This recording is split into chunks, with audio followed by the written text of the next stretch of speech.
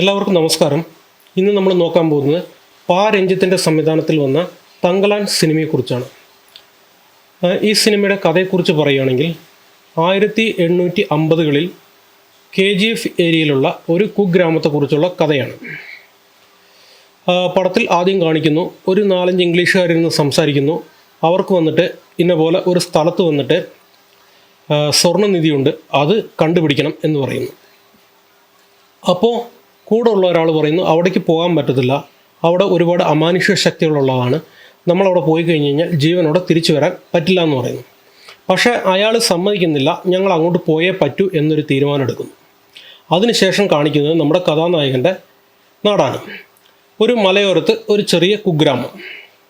അവിടെ ഇവർ നെൽകൃഷി ചെയ്യുന്നു. അതിൻ്റെ വിളവെടുപ്പ് സമയമാണ് ആദ്യം കാണിക്കുന്നത്.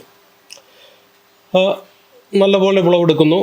അത് കണ്ട് അടുത്തുള്ള ഒരു ജന്മിക്ക് സഹിക്കാൻ പറ്റുന്നില്ല. അങ്ങനെ രാത്രി വന്ന് ഇവരുടെ വിളവുകളൊക്കെ തീയിട്ട് നശിപ്പിക്കുന്നു. അങ്ങനെ വരുമ്പോൾ നമ്മുടെ കഥാനായകനും അവരുടെ ടീമിനും വന്നിട്ട് ബ്രിട്ടീഷുകാർക്ക് നികുതി കൊടുക്കാൻ കഷ്ടപ്പെടേണ്ടി വരുന്നു. അങ്ങനെ ആ സ്ഥലം ജപ്തി ചെയ്യുകയും അവിടെ ആ ഗ്രാമത്തിലുള്ളവരെ മൊത്തം ഈ ജന്മിയുടെ അടിമയായി പണിയെടുപ്പിക്കണമെന്ന് പറഞ്ഞ് ഉത്തരവിറക്കുന്നു.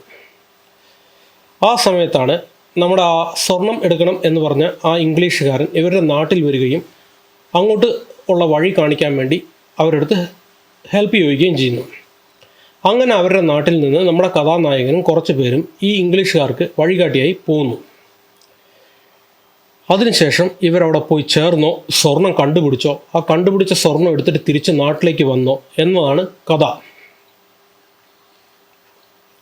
നല്ലൊരു മിസ്റ്റീരിയസ് ത്രില്ലറായിട്ട് ആദ്യ ഭാഗം കൊണ്ടുപോകുന്നുണ്ട്. നമ്മൾ സാധാരണ ഇംഗ്ലീഷ് പടങ്ങളിലൊക്കെ കാണുന്ന പോലെ ട്രഷർ ഹണ്ടിങ്ങിന് പോകുമ്പോൾ ഉണ്ടാകുന്ന അഡ്വഞ്ചർ സീൻ എല്ലാം ഒരുപാട് നന്നായിട്ട് കാണിച്ചിട്ടുണ്ട്.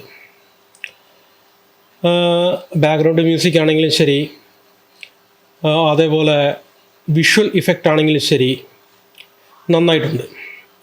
സെക്കൻഡ് ഹാഫിലേക്ക് കടന്നു കഴിഞ്ഞ് കഴിഞ്ഞാൽ കുറച്ച് ലാഗാണ്. അതായത് ഇവരവിടെ പോവും, സ്വർണം കണ്ടുപിടിക്കും. അതിനുശേഷം അത് ഖനി കുഴിക്കാൻ വേണ്ടിയിട്ട് ഇവരുടെ നാട്ടിൽ നിന്ന് ആളെ വിളിച്ചു കൊണ്ടുവരാൻ വേണ്ടിയിട്ട് കഥാനായകൻ തിരിച്ചു വരികയും ആളെ കൂട്ടിക്കൊണ്ട് അങ്ങോട്ട് പോവുകയും ചെയ്യുന്നു. ആ ഒരു അരമണിക്കൂർ വന്നിട്ട് ഭയങ്കര ലാഗായിട്ട് നമുക്ക് തോന്നും. അതിനുശേഷം വീണ്ടും പടം ചൂട് പിടിക്കും, നന്നായിട്ടുണ്ടാകും കാണാൻ. അഭിനയിച്ചിരിക്കുന്നവർ വിക്രമിൻ്റെ അഭിനയത്തിൽ പിന്നെ പറയണ്ടല്ലോ, അയാൾ നന്നായിട്ട് തന്നെ അഭിനയിക്കും. അത് അയാൾ എപ്പോഴും പോലെ സ്കോർ ചെയ്തിട്ടുണ്ട്. പിന്നെ കഥാനായികയായി വരുന്നത് പാർവതി തിരുവോത്താണ്. പാർവതി തിരുവോത്തിൻ്റെ അഭിനയം നന്നായിട്ടുണ്ട്. അടുത്തത് നമുക്കതിൽ പരിചയമുള്ള ഒരു മുഖം എന്ന് പറഞ്ഞാൽ പശുപതി മാത്രമേ ഉള്ളൂ. വേറെ എല്ലാവരും വന്നിട്ട് പുതുമുഖങ്ങളായിട്ടാണ് കാണുന്നത്. 2 സോങ്സ് ഉണ്ട്, ആദ്യ ഭാഗത്തും രണ്ടാമത്തെ ഭാഗത്തും. രണ്ടും നന്നായിട്ടുണ്ട്. GV പ്രകാശിൻ്റെ മ്യൂസിക് ആണെങ്കിലും ബാക്ക്ഗ്രൗണ്ട് മ്യൂസിക് എന്താണെന്നറിയത്തില്ല, ചെറുക്കൻ നന്നായി തന്നെ ചെയ്തിട്ടുണ്ട്. വിഷ്വൽസിൻ്റെ കാര്യത്തിൽ പറയണ്ട, നന്നായിട്ട് തന്നെ ഉണ്ട്. അതായത് ആ സീനറീസും ആ ലൊക്കേഷനും ഒക്കെ. അതേപോലെ ആ ഒരു എന്താ പറയുക, ആ സ്വർണ്ണം എടുക്കാൻ പോകുമ്പം ഇവരനുഭവിക്കുന്ന പ്രശ്നങ്ങൾ, അതായത് അതൊരു പ്രേതബാധയാണോ അതോ മാന്ത്രിക വിദ്യയാണോ എന്നൊക്കെ ഉള്ള ഒരു ആ സീനുകൾ ഉണ്ടാവുമല്ലോ, അതൊക്കെ നന്നായിട്ട് തന്നെ ഉണ്ട്. തിയേറ്റർ എക്സ്പീരിയൻസ് വളരെ നന്നായിട്ടുണ്ട് ഈ പടത്തിന്. അതായത് നമ്മൾ ഈ കഴിഞ്ഞ ഇതിൽ കണ്ട ഇന്ത്യൻ കൽക്കി എന്നുള്ള സിനിമകളെ അപേക്ഷിച്ച് നോക്കുമ്പോൾ ഇത് എത്രയോ ബെറ്ററാണ്. രഞ്ജിത്തും അതേപോലെ തന്നെ നന്നായി നോക്കി ഓരോ വിഷയങ്ങളും ചെയ്തിട്ടുണ്ട്.